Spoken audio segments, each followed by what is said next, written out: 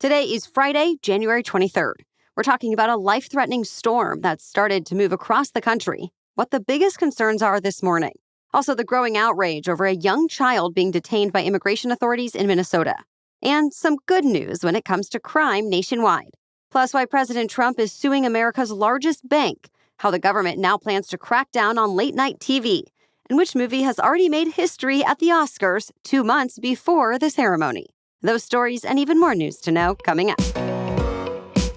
Welcome to The Newsworthy, all the day's news in less than 15 minutes. I'm Erica Mandy. Thanks so much for being here. Let's do this. One of the most significant winter storms in years is now just hours away. For millions of Americans from New Mexico to the Carolinas, the big concern is a major ice storm that could crush trees and power lines and knock out electricity for days. For millions more, from Virginia to Maine, it could cause enough snow to make travel difficult, if not impossible. We're talking about more than 2 feet of snow in some areas. And in the upper Midwest and Great Lakes region, wind chills of 40 to 50 degrees below zero have already arrived in some places. At least a dozen governors have already declared states of emergency. Some states have started deploying National Guard troops. FEMA has already pre-positioned some supplies. And airlines and delivery services have warned about mass cancellations and delays. The millions of Americans in the path of this storm have been asked to get all of their driving done now before the worst hits. And many forecasters have told people to prepare for the worst, at least for the next few days. The former president of the American Meteorological Society told ABC News this could end up being the new storm of the century. An immigration arrest in Minnesota has prompted even more outrage all around the country. Authorities detained a 5-year-old boy as he was arriving home from preschool, and an image of it happening has now gone viral. It shows the young boy in a knit hat with bunny ears standing with his Spider-Man backpack, staring at the back of the truck. The family's lawyer says the boy and his parents are in the country legally as asylum applicants, though immigration officials called them illegal. The superintendent of the school system where the boy goes says agents tried to use him as bait to lure his mother out of their home, and that they wouldn't let the boy stay with neighbors who know the family or anyone from the school district. But the Homeland Security Department says ICE agents were really only targeting the boy's father, who actually asked for the child to stay with him. Now they're both together at an immigration lockup in Texas. DHS has acknowledged hundreds of other children have been held at that same lockup for months. And one national nonprofit advocacy group says conditions are dire, with children malnourished and extremely sick. Now more and more students in the Minneapolis area are skipping school entirely. In protest of the immigration crackdown, an organized effort is encouraging people not to work, shop, or go to school today in Minnesota. Hundreds of businesses, schools, and churches have already announced they'll be closed. The reports say this could turn out to be one of the largest acts of protest since the ICE surge began in the state. As we've told you, thousands of protesters have already been attending marches, vigils, and rallies. And while most have been peaceful, authorities say some have broken the law. Yesterday, 3 protesters were arrested for their part in a demonstration that happened inside a church where an ICE official serves as a pastor. The Department of Homeland Security also says the anti-ICE sentiment has gotten worse, with hostile crowds now stalking federal agents and keeping them from doing even usual things like eating meals or using the bathroom. In the face of these incidents, Vice President J.D. Vance was in Minneapolis yesterday. He called on local police to work with federal officials on enforcing immigration policy, saying that would be the best way to tame the chaos. But local and state officials have strongly opposed how the immigration crackdown is playing out, so they're not helping ICE track down people to arrest. Still, officials say they've been able to arrest 3,300 people in the Twin Cities over the last 6 weeks. At this point, their operation has no end date. As expected, the former special counsel who tried to prosecute President Trump faced a grilling from GOP lawmakers. During his first public appearance on Capitol Hill, Republicans portrayed Jack Smith as an overzealous prosecutor who was out to get Trump ahead of the 2024 election. Smith responded by again insisting Trump was only charged with crimes because he broke the law. Remember, one of Smith's cases accused Trump of trying to overthrow the results of the 2020 election. The other claimed Trump illegally kept classified documents after his first term. Neither case went to trial since Smith dropped them after Trump was reelected. And now Smith says not moving forward with the cases may have caused catastrophic threats to American democracy, explaining that it sends a message that the crimes are okay. Smith also told lawmakers he expects the Trump administration to do everything in its power to prosecute him. And yesterday, President Trump warned about just that, while calling Smith a deranged animal. In fact, he specifically said, quote, "Hopefully the Attorney General is looking at what he's done." To be continued. The U.S. just experienced the largest one-year drop in murders ever recorded. New data shows homicides dropped by about 21% last year in major U.S. cities, and it might be the lowest murder rate since around 1900. The analysis from the Nonpartisan Council on Criminal Justice looked at dozens of large cities, and it found that all 7 categories of violent crime fell below pre-pandemic levels for the first time since COVID. Not only were homicides down, but also shootings, robberies, and carjackings all fell sharply. Only one category moved in the other direction: drug crimes, which rose about 7%. As for why this is happening, experts say there's no single answer. They point to a mix of factors, including the end of the pandemic disruptions, violence prevention programs, and long-term shifts in technology, demographics, medical treatment, and daily life. President Trump has taken credit, touting National Guard deployments and immigration enforcement. But researchers note crime was already falling before he returned to office, and cities without federal troops saw similar or even bigger declines. Bottom line, the COVID-era crime spike now looks like it was a temporary surge, not a new normal.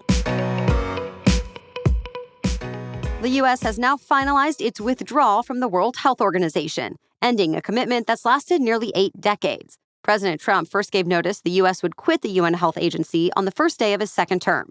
Since then, global health experts have warned that doing so would hurt public health in the U.S. and around the world. But President Trump says the U.S. had to withdraw, in part, because of how the WHO handled the COVID-19 pandemic and other global health crises. WHO made costly mistakes during the pandemic, like at one point saying COVID-19 was not airborne and advising people against wearing masks until more evidence suggested that was the wrong tactic.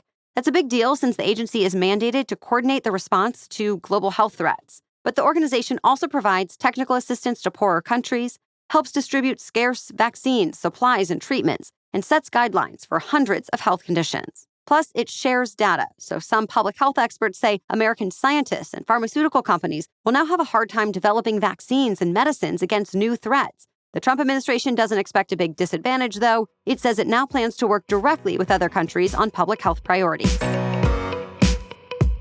All right, we have more news for you still coming up, but first, let's take a quick break for our sponsor.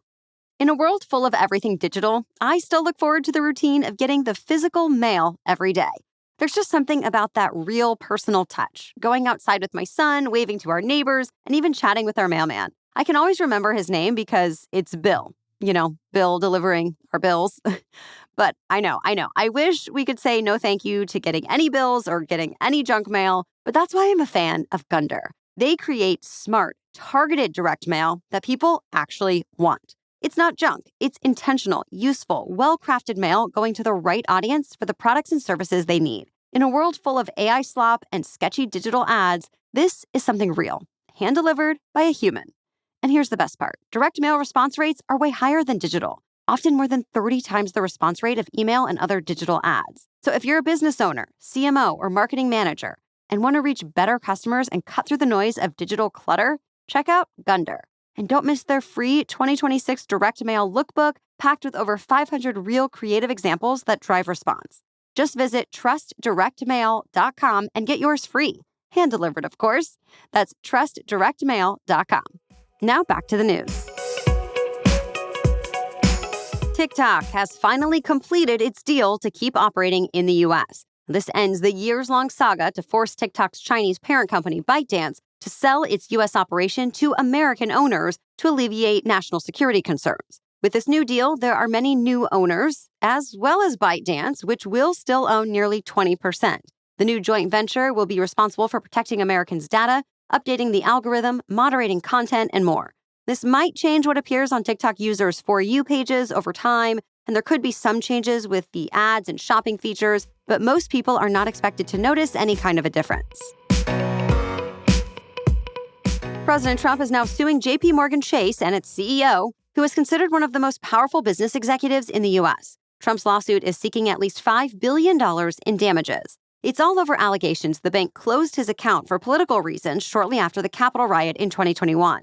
The lawsuit says it caused a lot of harm to the president and his companies. But JP Chase says it will fight the suit, insisting it doesn't close accounts over politics, but that it does when they create legal or regulatory risk. This also escalates a feud between Trump and CEO Jamie Dimon, who has spoken out against some of President Trump's business and economic policies. JP Morgan is not the only bank Trump has targeted.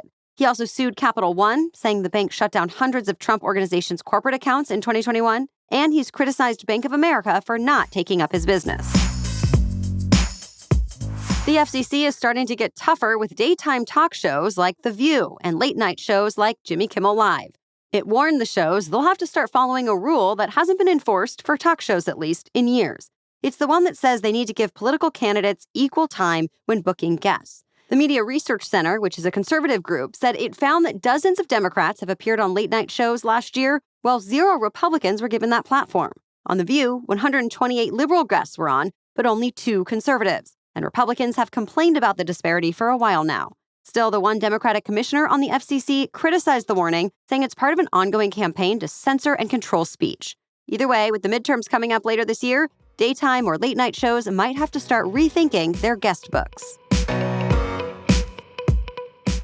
The Oscar race is officially on, and this year it starts with a record breaker. Sinners led all movies with 16 Academy Award nominations, the most in Oscar history. Right behind it, One Battle After Another with 13 nominations. Both movies come from Warner Brothers' Discovery, which had its biggest Oscar morning ever, a notable moment as the studio faces a potential sale to Netflix. This year's Best Picture field also highlights a continuing shift at the Academy. For the 8th year in a row now, a non-English language film is up for Hollywood's top prize. Meanwhile, some big-name blockbusters were left out of the nominations. Wicked, for good, was shut out entirely, and Avatar: Fire and Ash missed a Best Picture nomination for the first time in the franchise. The 98th Academy Awards will air March 15th, live from Los Angeles, with Conan O'Brien returning as host. Remember how last week we told you about the cultural phenomenon heated rivalry? Well, now the show's 2 lead actors are joining real hockey stars on an even larger global platform. They've been selected as official torchbearers for the Olympic torch relay in Italy. In case you're not familiar, heated rivalry is a romance that follows 2 hockey players from rival teams who can't ignore their feelings for each other.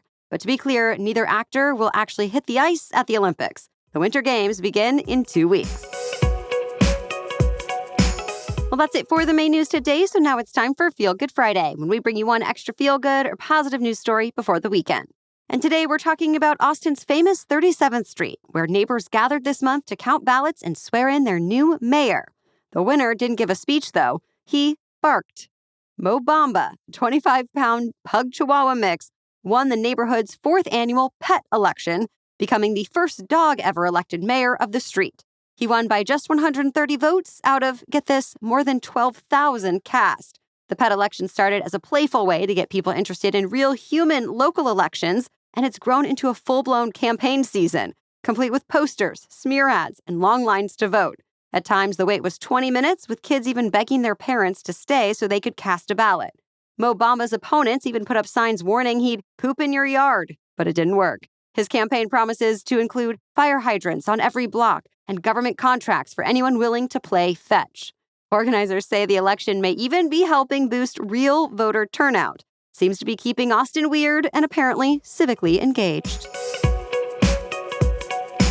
Thank you so much for listening today. We'll be back tomorrow with our special edition Saturday episode about the immigration crackdown in Minneapolis. You'll hear from a sociologist and anti-violence expert who lives in the area, as well as a federal law enforcement representative. They share their different perspectives on what this moment feels like and what it could bring next. Find that in your podcast feed tomorrow morning. And then we'll be back on Monday with the latest news to know. For now, have a great weekend.